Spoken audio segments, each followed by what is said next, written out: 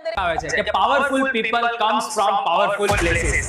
પણ મારે તમને આજે એ કહેવું છે કે જો તમારે પાવરફુલ રિઝલ્ટ લાવવું હોય ને, પરીક્ષાનો છેલ્લા દિવસનો સમય છે, છેલ્લી તૈયારી તમારે કરવાની છે, અને જો તમારું ડ્રીમ છે કે ભાઈ મારું રિઝલ્ટ બી પાવરફુલ આવે, તે પાવરફુલ રિઝલ્ટ લાવવા માટે તમારે આજે પાવરફુલ ડિસિઝન લેવું પડશે કે ભાઈ મારે છેલ્લે સુધી ફાઇટ કરવાની છે. કે વિકિસણના જે સ્ટુડન્ટ છે ને ફેલ થવા માટે જન્મ્યા જ નહીં, એ તો હિસ્ટ્રી ક્રિએટ કરવા માટે જન્મેલા છે. અને જ્યાં તમારી જે માર્કશીટ આવશે ને, માર્કશીટ પર નંબર નહીં લખેલા હોય, તમારું આજનું એટીટ્યુડ લખેલું હશે કે ભાઈ આ જે એટીટ્યુડ છે ને એ તમે પોઝિટિવ રાખ્યો કે નેગેટિવ, એ તમારા રિઝલ્ટની અંદર રિફ્લેક્ટ થવાનું. આમ તો બોર્ડની પરીક્ષા બધાને ડરાવતી હોય છે, પણ જો કોઈ વિદ્યાર્થી અંદરથી એક પાવરફુલ ડિસિઝન લઈને કામ કરવા માટે બેસે ને, તો એક્ઝામ પણ એને રિસ્પેક્ટ આપે છે. એ વિદ્યાર્થી પોતાની રિઝલ્ટ લાવી અને એક હિસ્ટ્રી ક્રિએટ કરે છે. તો TDI ના પ્લેટફોર્મ દ્વારા મારે ગુજરાતના તમામ વિદ્યાર્થીઓને કહેવું છે, તમામ એક્ઝામ વોરિયર્સને કહેવું છે કે હવે જે ટાઈમ છે એ સ્ટ્રેસનો નથી, હવે જે ટાઈમ છે એ ફોકસનો છે. કેમ કે આપણા TDI નો જે વિદ્યાર્થી છે કોઈ દિવસ ગુલામ બનવા માટે પેદા જ નથી થયો.